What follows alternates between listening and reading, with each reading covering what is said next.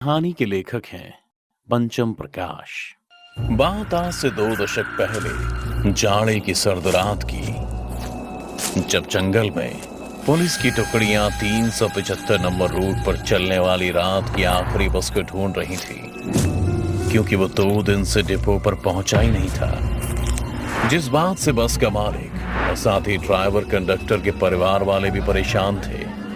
Driver की बीवी बार बार ये इल्जाम लगा रही थी कि हो ना हो वो लेडी कंडक्टर ही उसके पति को लेकर कहीं गायब हो गई होगी, क्योंकि उसे अपने ड्राइवर पति का अपने ही बस के लेडी कंडक्टर के साथ अफेयर चलने का शक हो रहा था। वहीं दूसरी तरफ इन सभी फिजूल बातों से हटकर लेडी कंडक्टर के परिवार को एक चिंता सता रही थी कि कहीं उन्हें कुछ हुआ तो नहीं। फिर आखिर में इन सभी चीजों का पुलिस को एक ही उपाय दिखा कि उस बस को ढूंढ लिया जाए ताकि सारी परेशानी ही दूर हो जाए। इसलिए वो सभी जहां से बस गायब हुई थी उसके पास वाले जंगल में छानबीन करने लगे। उस रात का सुरूर अपने जोर पर था। जंगल में हर तरफ धुंध ही धुंध फैली हुई थी और सभी लोग जंगल में उस बस ड्राइवर और कंडक्टर को आवाज दे रहे थे। कांस्टेबल सोहन भी ड्राइवर की तलाश करते करते अपनी टीम से काफी आगे निकल चुका था। फिर जैसे ही उसने अपने कदम बढ़ाए उसका पूरा शरीर कांप गया। डर के मारे उसकी सांस फूलने लगी। फिर उसने ध्यान दिया कि उसके मोबाइल का कॉलिंग वाइब्रेशन पर है। घर का कॉल देखते ही उसने कॉल उठा लिया। पापा, आप घर कब आओगे? आज मेरा बर्थडे है और आप आज भी लेट। बस बेटा, अभी निकल ही रहा हूं। सोहन ने इतना ही कहा कि उसे ऐसा लगा पीछे से निकलकर नीचे की ओर भागा। उसे देखने के लिए सोहन ने जैसे ही अपने पांव आगे बढ़ाए वो फिसलते हुए सीधे नीचे की ओर जाने लगा। सोहन की तेज आवाज इस गश्त को लीड करने वाले ऑफिसर कबीर के कान में जा पहुंची और उसने चीखते हुए सभी से कहा, सभी सावधानी से सोहन की आवाज की तरफ बढ़ो, लगता है कुछ हुआ है। कबीर का ऑर्डर सुनते ही सभी ऐसे सावधान हुए कि जंगल में सन्नाटा और भी बढ़ गया। किसी के हाथ में पिस्तौल थी तो किसी के हाथ में लाठी, और वो सभी ढलान से होते हुए सोहन के पास पहुंच गए, जिसका पूरा शरीर वहां गिरे एक पेड़ की टहनी के आर पार हो गया। इससे पहले कि कबीर उससे कुछ पूछ पाता उसने दूसरी तरफ उंगली से इशारा करते हुए अपना दम तोड़ दिया। तभी कबीर का ध्यान वहां पर पड़े मोबाइल पर गया, जिस पर लगातार किसी की आवाज आ रही थी। पापा, आप कुछ बोलते क्यों नहीं? ऐसे चुप क्यों हो गए? आप आ रहे हैं ना? मेरे सभी दोस्त इंतजार कर रहे। कब आओगे आप पापा? कॉल पर आ रही सोहन की नन्ही से बच्ची की आवाज सुनकर कबीर का दिल पसीज गया था। अब उसे समझ नहीं आ रहा था कि वो उस बच्ची को कैसे समझाए कि अब उसके पापा कभी घर नहीं आएंगे। कबीर के लिए कुछ भी कहना मुश्किल था, पर उसने हिम्मत बांधते हुए कहा, बेटा, अभी तुम्हारे पापा बहुत इंपॉर्टेंट काम कर रहे हैं, आप केक काट लो, पापा आ जाएंगे। ओके अंकल, पर आप पापा को जल्दी भेज देना, मैं उनके गिफ्ट का इंतजार कर रही हूँ।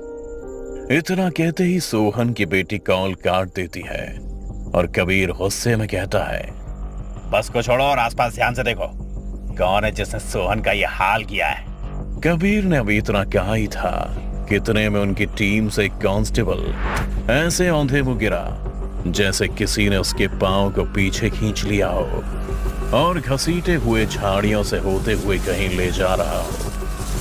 कबीर समेत सभी उसको बचाने के लिए उसके पीछे पीछे दौड़ पड़े और वो तेजी से उस पार जाकर किसी बड़ी चीज से टकरा गए, जिससे इतनी तेज आवाज हुई कि रात में भी चिड़िए और चमगादड़ों का झुंड उनके सिर पर मंडराने लगा।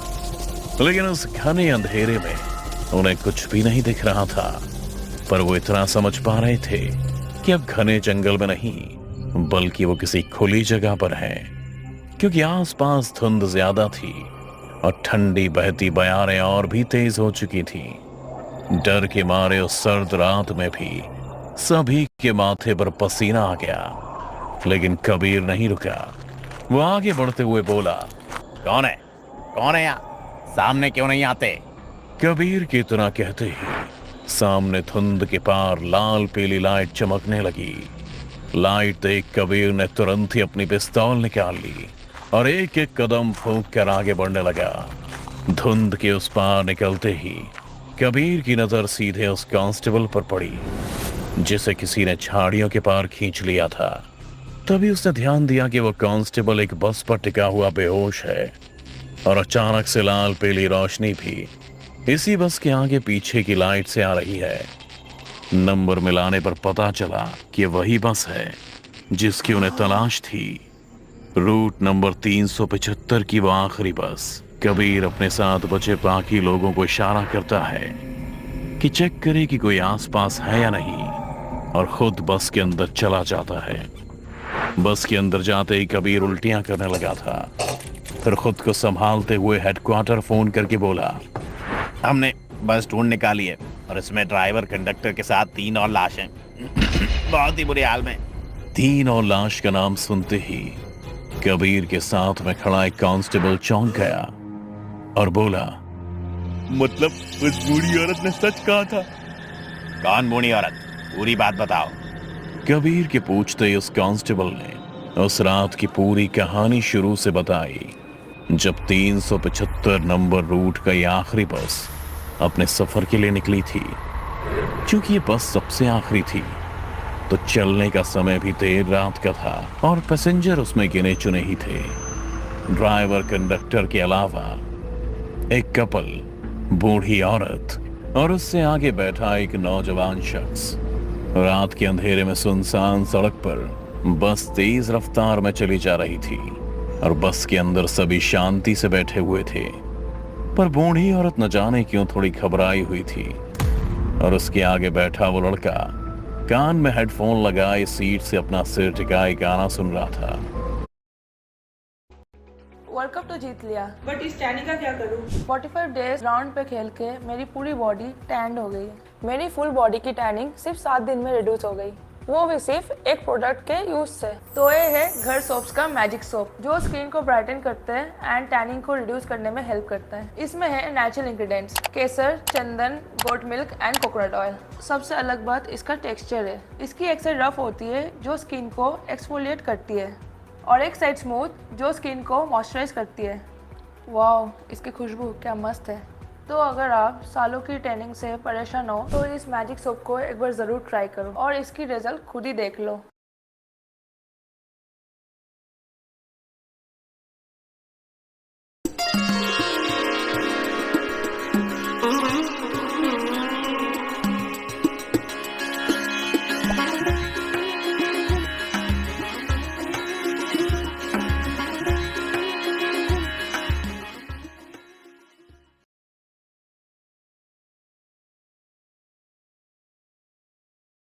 सुन रहा था। अंधेरे का फायदा उठा आगे बैठे कपल एक दूसरे में खोए हुए थे। तो अभी थोड़ी देर बाद बस के ड्राइवर ने एक जोरदार ब्रेक मारी जिससे वो दोनों और करीब आ गए। साथ उन्हें ये भी ध्यान आ गया कि उनका स्टॉप आ गया और वो उतर गए। बस आगे निकल पड़ी। पर कुछ दूर आगे ही ड्राइवर को सड़क किनारे 3 लोग और दिखाई दिए। ड्राइवर ने उनके पास बस रोकी और इससे पहले कि वो कुछ बोलता वो तीनों बस में चढ़ गए। एक आदमी, एक कमसिन औरत और उसके साथ एक बच्चा जो करीब 12-13 साल का रहा होगा। वो तीनों जाकर पीछे बैठ गए। उनको देख बूढ़ी औरत थोड़ा घबराने लगी क्योंकि ये तीनों काफी अजीब दिख रहे थे। तीनों के सर पर हैट, रात के अंधेरे में काला चश्मा और उनके वो हैवी ओवरकोट।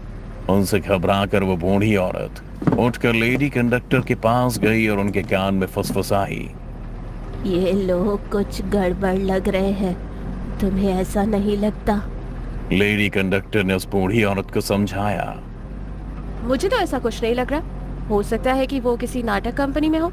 और देखिए ना, कितने शांति से बैठे हैं। बूढ़ी औरत उसकी बातों पर भिनभिनाते हुए अपनी सीट पर आती है और आते ही जोर जोर से चिल्लाने लगती है, मेरा पर्स चोरी हो गया, मेरा पर्स चोरी हो गया।